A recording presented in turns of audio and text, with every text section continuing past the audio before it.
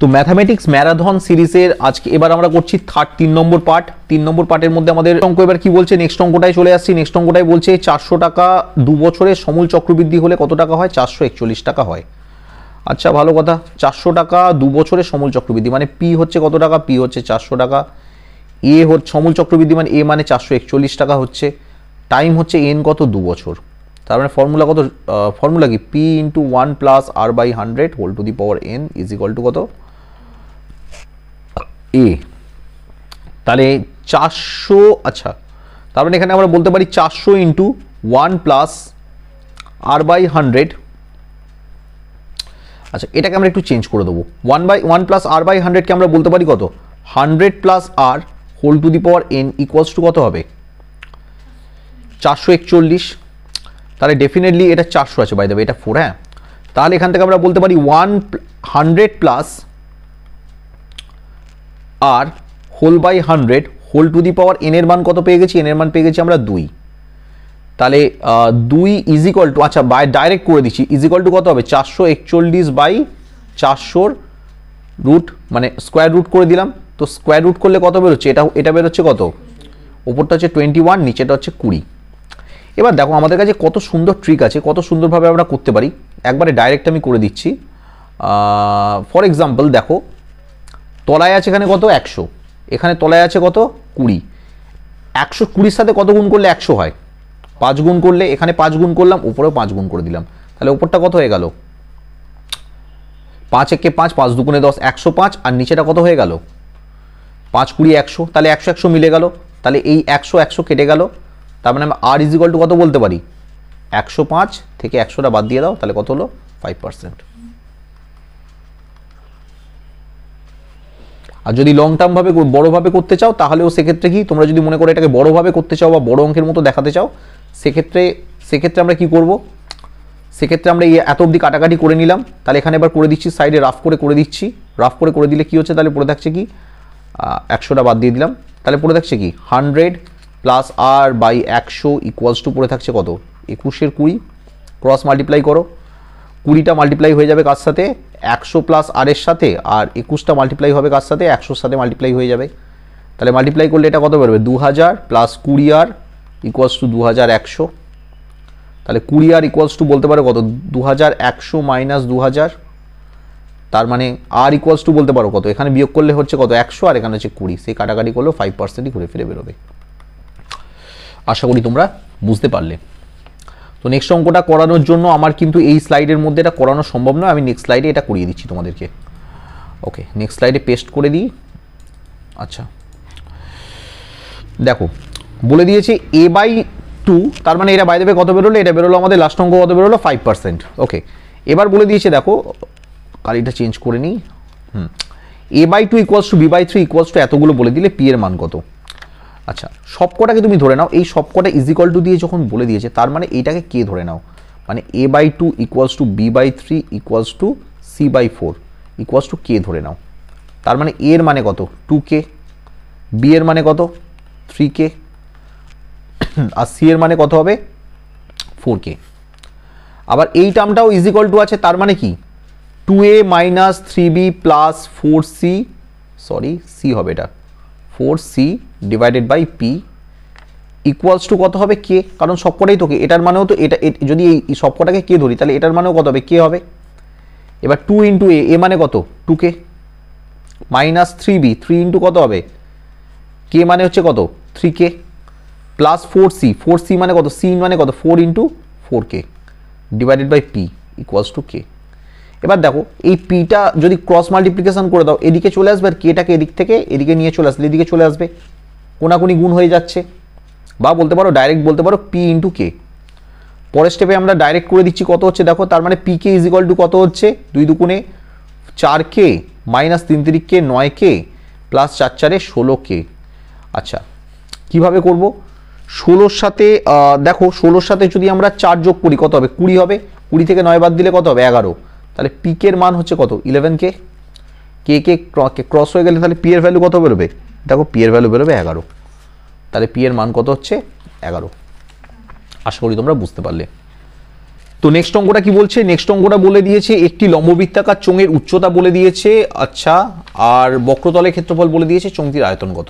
আচ্ছা, বক্রতলের ক্ষেত্রফল খুব ইন্টারেস্টিং জিনিস। দেখো, বক্রতল কথাটার মানে হচ্ছে কি, একটা চোঙের বক্র, আচ্ছা এটা মনে করো একটা চোঙ, ঠিক আছে, যেটার এটা হচ্ছে আর, এটা হচ্ছে পুরোটা এইচ,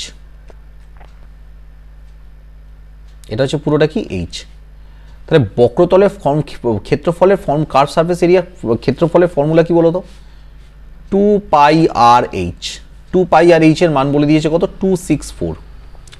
আচ্ছা, উচ্চতা বলে দিয়েছে, এইচ বলে দিয়েছে কত? এইচ বলে দিয়েছে 14। তাহলে যেখানে এইচ পেলাম, এইচ এর জায়গায় লিখে দেবো ডাইরেক্ট কত? 2π × r = কত? 264 ডিভাইডেড বাই 14। কারণ এইচটা গুণে ছিল, এদিকে ভাগে চলে এলে ডেফিনেটলি কি হবে? এদিকে চলে এলে ভাগে চলে আসবে। একটা স্টেপ ডাইরেক্ট করে দিলাম। আচ্ছা, কাটাকাটি, আচ্ছা এখান থেকে ফার্স্ট আমরা কি বলে দিচ্ছি, এখান থেকে আমাদের আরটা বের করতে হবে। তাহলে এখানে আমরা ডাইরেক্ট কাটাকাটি করব না। তাহলে আর = কত হবে? ডাইরেক্ট করে দিচ্ছি 264/14। পাই মানে 22-এর সাথে এদিকে আসবে কত? 7-এর 22, আর দুইটা গুণে ছিল, এখানে ভাগে চলে আসবে। আচ্ছা, 11 দিয়ে কাটাকাটি করলে 11 দুগুণে 22, 11 দিয়ে কাটাকাটি করলে কত হবে? 11 দুগুণে 22, 4 11 44, 24। 7 দিয়ে কাটাকাটি করলে 7 দুগুণে 14। আচ্ছা, 2 1 2, 2 দুগুণে 4, 4 দুগুণে 8, 3 8 24। তাহলে কাটাকাটি করে আর এর ভ্যালু কত বেরোলো? 3 বেরিয়ে গেল। এবার আমায় কি করতে বলেছে? আয়তন বের করতে বলেছে, ভলিউম। ভলিউমের ফর্মুলা কি? ভলিউমের ফর্মুলা হচ্ছে কি? πr²h। 22-এর 7, আর মানে কত? আর মানে হচ্ছে তোমার 3 × 3 × h মানে হচ্ছে কত? 14। 7 দিয়ে কাটাকাটি করলে 7 দুগুণে 14। আচ্ছা, 3 দুগুণে 6, আর এখানে গুণ করলে কত হচ্ছে? 22 3 66, 36 36, 396 কত হচ্ছে? 396। তাহলে এই যে 396 বেরোলো, এটা কিসে বেরোবে? এটা বেরোচ্ছে আমাদের, যেহেতু সবকটা সেন্টিমিটারে বলেছিল, তাহলে এটা কত হবে? ঘন সেন্টিমিটার। আশা করি বুঝতে পারলে তোমরা। চোঙটির আয়তন কত হবে? 396 ঘন সেমি। তারপরের অঙ্কটা বলে দিয়েছে, দেখো। আচ্ছা, এই পেজের মধ্যে হবে না, তো তারপরের অঙ্কটা কপি করে সিম্পলি আমি পরের পেজে করে দিচ্ছি। আচ্ছা, তো বলছে 5-এর অঙ্কটা বলে দিয়েছে, এক্স এর মান বলে দিয়েছে, 1/x এর মান কত? দেখো, এক্স এর মান যখন আমার বলে দিচ্ছে 3 + 2√2, তার মানে আমরা বলতে পারি 1/x এর ভ্যালু কত? 1/3 + 2√2। তাহলে আমাকে x + 1/x মানে অ্যাকচুয়ালি বের করতে হবে কত? 3 + 2√2, 3 + 2√2 + 1/3 + 2√2। এলসিএম করলে কত হবে? 3 + 2√2 চলে আসবে। উপরে ক্রস মাল্টিপ্লিকেশন করলে কি হবে? এখানে 1 ছিল, একের সাথে 3 + 2√2 করতে হবে, মানে +3 + 2√2 হোল স্কোয়ার করতে হবে, +1। দেখো, এটা করলে কত হবে? a + b হোল স্কোয়ার, উপরটা হয়ে যাবে a + b হোল স্কোয়ার, মানে a স্কোয়ার মানে 3 3 9 + 2ab, 2 × 3 মানে 3 দুগুণে 6, 6 দুগুণে 12√2 প্লাস বি স্কোয়ার মানে হচ্ছে কত? বি স্কোয়ার মানে হচ্ছে √2 যদি আমরা স্কোয়ার করি কত হবে? 2√2 × 2√2। আচ্ছা, √2 গুণ করলে হয় 2, 2 দুগুণে 4, 4 দুগুণে 8, +1 ডিভাইডেড বাই নিচেটা হলো কত? 3 + 2√2।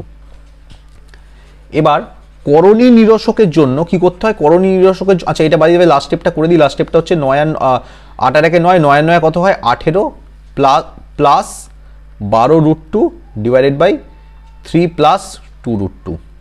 আচ্ছা, দেখো এটাকেও আমরা কত সুন্দর আমরা করে দিতে পারি। 18কে আমরা বলতে পারি কত? 18 আর 12-এর মধ্যে কত কমন যাবে? 18 আর 12-এর মধ্যে যদি আমরা এলসিএম করি, 6 দিয়ে করলে কত? 3 6 18, 6 দুগুণে 12। তাহলে 6 যদি কমন নিয়ে নিই, এই স্টেপটার পরে ডাইরেক্ট এখানে করছি, তাহলে 18 থেকে 6 বেরিয়ে গেলে, মানে ভাগ হয়ে গেলে কত পড়ে থাকে? 3 প্লাস, আর 12 থেকে বেরিয়ে গেলে কত পড়ে থাকে? 2√2, আর নিচেটা কত পড়ে থাকছে? 3 + 2√2। করণী নিরসন করার দরকার হলো না, আলটিমেটলি কেটে গিয়ে কত বেরোলো? 6 বেরোলো। তাহলে এটার ভ্যালু কত বেরোচ্ছে? 6 বেরোলো। আশা করি তোমরা বুঝতে পারলে। চলে আসা যাক নেক্সট অঙ্কে, নেক্সট প্রবলেম। নেক্সট প্রবলেমটা কি বলছে? পরের স্লাইডে করে দিই। নেক্সট প্রবলেমের মধ্যে বলছে, দেখো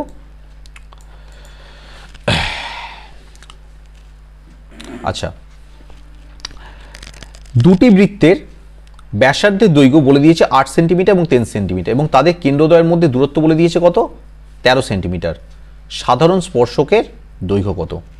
আমি তোমাদেরকে দেখো দুটো বলে দিয়েছে, একটা R1 বলে দিয়েছে কত, R1 বলে দিয়েছে 8, আর R2 বলে দিয়েছে কত, R2 এর ভ্যালু বলে দিয়েছে কত, সেকেন্ডটা বলে দিয়েছে 3।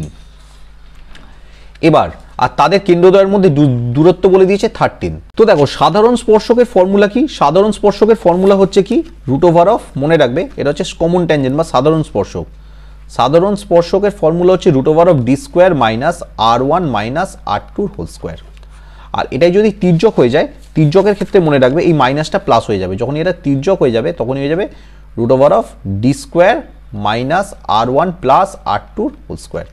তো আমার এখানে বলে দিয়েছে কি সাধারণ স্পর্শক বের করতে বলে দিয়েছে, তাহলে কি হবে, ডি মানে কত বলতে পারি, ডি মানে আমরা বলতে পারি 13 স্কোয়ার মাইনাস R1 মানে বলতে পারি কত 8 স্কোয়ার, 8 মাইনাস আর R2 মানে আমরা বলতে পারি কত, R2 মানে বলতে পারি আমরা 3। তাহলে এটা রুট করলে কত হয় দেখো, 13 স্কোয়ার করলে হয় 169 মাইনাস, আর এখানে আমাদের বেরোচ্ছে কত, এখানে যদি আমরা দেখি কত বেরোচ্ছে, 8 থেকে 3 বাদ দিলে হয় 5, 5 স্কোয়ার করলে 5 5 25, বিয়োগ করলে হয় 144। তাহলে সাধারণ তির্যকের ফর্মুলা কি 12, তাহলে হচ্ছে কত, সাধারণ স্পর্শকের হচ্ছে কত 12 সেন্টিমিটার, কত হবে 12 সেন্টিমিটার। আশা করি তোমরা বুঝতে পারলে। তারপরের অঙ্কটা কি বলে দিয়েছে দেখো, তারপরের অঙ্কটা বলে দিয়েছে এবিসি ত্রিভুজের বিসি। আচ্ছা এই অঙ্কটা পরের পেজে চলে আসি, এই অঙ্কটা পরের পেজে চলে আসি। বলে দিয়েছে দেখো এবিসি ত্রিভুজের বিসি বাহুর সমান্তরাল একটা ত্রিভুজ এঁকে ফেলি এবিসি, একটা ত্রিভুজ এঁকে ফেললাম A B C, A B C.